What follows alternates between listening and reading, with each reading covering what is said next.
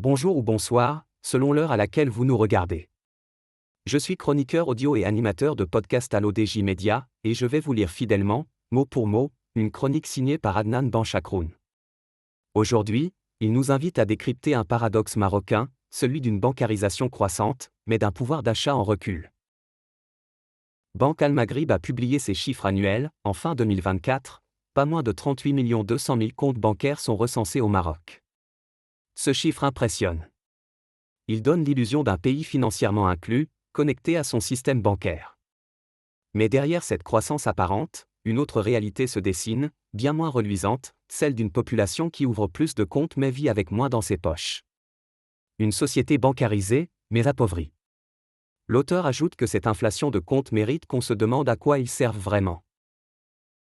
En une année, ce sont 3 100 000 nouveaux comptes qui ont été ouverts, dont près de 884 000 par des personnes physiques qui entraient pour la première fois dans le système bancaire. Pourtant, cette dynamique cache une baisse de 6,1% par rapport à l'année précédente. En clair, l'élan ralentit, malgré les campagnes de promotion de l'inclusion financière.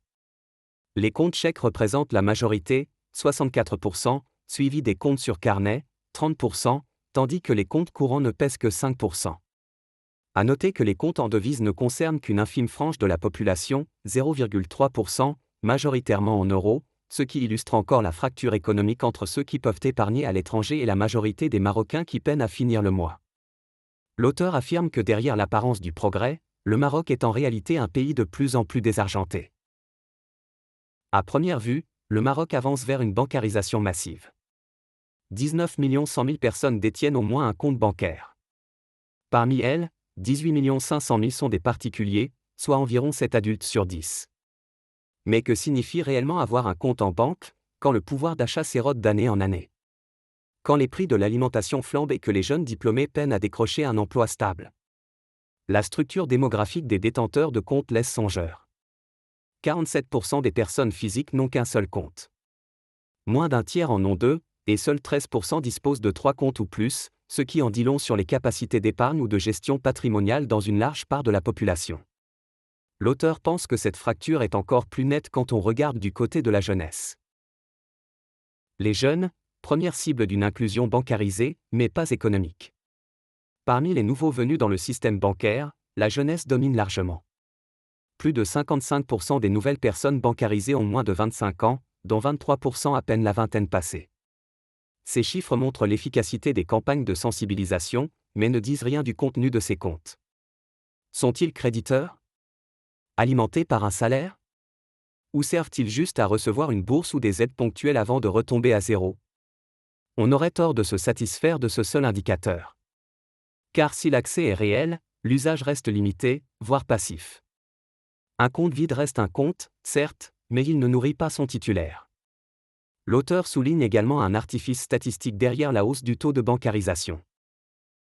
Autre fait marquant, le taux de détention de comptes bancaires atteint désormais 58% de la population adulte résidente, contre 54% un an plus tôt. À première lecture, c'est un bond encourageant. Mais ce progrès repose moins sur une percée économique que sur une correction statistique.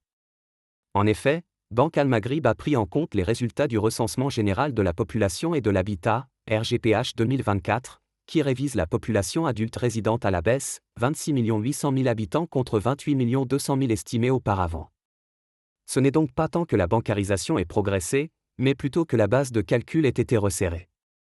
L'auteur revient aussi sur une autre fracture, celle entre les hommes et les femmes. Les femmes représentent aujourd'hui 39% des personnes physiques bancarisées.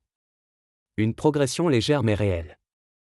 Entre 2023 et 2024, le taux de bancarisation féminin est passé de 42% à 46%, là où celui des hommes s'établit à 70%. Cette disparité n'est pas anodine, elle reflète des inégalités économiques persistantes, et plus largement, une fracture de genre dans l'accès à l'autonomie financière.